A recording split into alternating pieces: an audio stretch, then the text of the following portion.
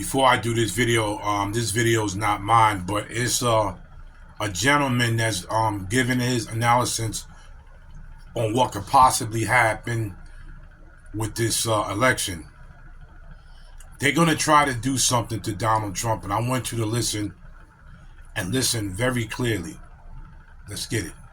Change due to several global events in the next few weeks. Here to tell us what to keep an eye on is Jim Rickards. He's a strategic intelligence editor and New York Times best-selling author, and his latest book is Money GPT. He joins us right now. So, Jim, let's start with the election. Early voting is underway in many states. So how do you see this shaping up? Well, that's right. Early voting is underway. The best estimates are that about 2/3 of the voters will vote early, whether it's mail-in, absentee, drop box, lots of different channels. And perhaps only 1/3 of the American people will vote on Election Day, which means the election could be half over right now and will probably be over to all intents and purposes before Election Day. We won't know the results. They won't allow the ballots and count them, et cetera, until Election Day. But it's pretty much over. That's one reason you're seeing such intensity, really, in both the Trump and the Harris campaign. I would say Trump's probably doing a better job in that regard. And the other thing that people are asking themselves is, why the heck is Trump going to California and New York, and Virginia, and other states where he certainly won't win. California or New York. Virginia's a little bit closer, but why is he spending time there?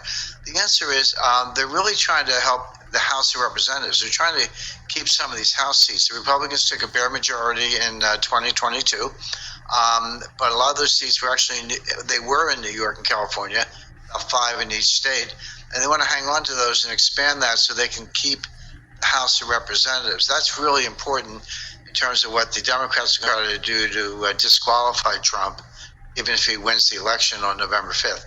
So there's a lot of things going on behind the curtain, but it's close. Right now, my best estimate, I have my own proprietary models, but of course I look at others. I've got Trump as a winner in what's probably going to be a tight race, but the Democrats take the House, they'll be moving to disqualify him on January 5th. Jim, let's talk about that a little bit, because, I think there's no way around volatility increasing either way, So even if he wins, they're still going to try to disqualify him. Isn't that something? Just keep listening to this. Go forward. So let's talk about that period between, voting day and inauguration day. What do you think is going to happen during that time? Sure, and it's a great question, and a lot of Americans aren't familiar with it, and there's no reason they should be. It's pretty technical stuff. You have to delve into the Constitution and the 12th Amendment and so forth. But there are three altogether, ending on January 6, 2025. We hear endlessly about January 6, 2021. Okay, we know what happened, but January 6, 2025 will be a big deal. So here's how it goes. So on Election Day, it's November 5th, we get the results. We may not know until November 6th or November 7th. If they're fighting how to count ballots or qualifying absentee ballots, your signatures match, there's a lot of technicalities there. They could be fighting over that in places like Pennsylvania and Arizona and Georgia for several days. So maybe November 7th is the day they kind of actually announce a winner. But it's not over. As Yogi Berra said, it's not over until it's over. You've got two critical dates in December. One is when the electors actually vote for president in each state capital. We think we're voting for Trump or Harris when we go to the polls. What we're doing, we're voting for a slate of pledged electors who will then support Trump or Harris. So indirectly, we're really voting for those electors. So I think it's around December 11th. It could be off by a day or two. Those electors go into the state capitals and vote for president. And then there's you could have a fight right there. Are the electors qualified? Do the Democrats claim that the Republican electors were not properly elected because of irregularities, disqualifying illegal immigrants from the voting rolls? We see that going on in Virginia. So there could be a lot of fights right there.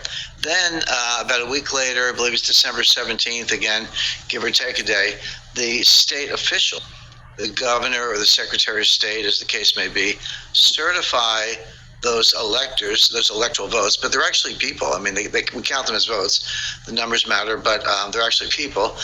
And then certify that and send it to Washington. Then you come to January 6th, 2025, and that's when the Congress counts those votes and declares a final winner. And the Senate does the vice president, and the House of Representatives does the president. Now, here's the thing. The Senate and House I just mentioned, it's the new Senate and House. It's not the existing Senate and House. It's whoever wins on November 5th. They get sworn in on January 3rd. This process I described, a final declaring winners January 6th. Well, on January 4th, and they've already announced this, Jamie Raskin, member of Congress from Maryland, a Democrat, is going to introduce a resolution to declare Trump an insurrectionist under Section 3 of the 14th Amendment. This was a post-Civil War amendment designed to disqualify. Meaning they're going to try to screw him. Qualify Confederate officers and politicians from holding federal office. That's what it says. But it doesn't say Confederate. That was the purpose. But here it is 100 years later. That's still the law. So if you declare Trump an insurrectionist, you could disqualify him from holding federal office, which means his electors won't count. Now, you could have a situation where Trump has, I'll use round numbers, 300 electoral votes, and Kamala Harris has 235 electoral votes. That's an electoral college landslide. But if you disqualify Trump on this insurrection clause, what happens next? Well, the Constitution, now we're in the 12th Amendment, not the 14th Amendment, and it says that this election is then thrown to the House of Representatives. But it goes on to say that the members of the House can only vote for one of the top three electoral vote getters. Well, in the scenario I just outlined, there's only going to be one, which is Kamala Harris. Nobody, if you disqualify Trump, and nobody has 270, but nobody has any more either. There's nobody else other than Kamala Harris who has any electoral votes. So at that point, you could be in a position where even the Republicans have to vote for Kamala Harris, because under the 12th Amendment, she's the only one. I mean, they say top three. You could have if anyone, George Wallace won electoral votes in 1968, but this is in 1968. So she's the only one you can vote for. So the question is, would the Republicans be forced to vote for Kamala Harris because that's the only choice given to them by the 12th Amendment? Meanwhile, what's going on in the Senate? The Senate should just, in this scenario, just declare J.D. Vance the vice president. So you could have a situation where you have Kamala Harris as president and J.D. Vance as vice president, which is exactly what happened in 1800, by the way, between Thomas Jefferson and Aaron Burr. This whole thing smells like a damn setup. They're going to set Trump up. This is horrible. What they're doing is just horrible. Just keep listening.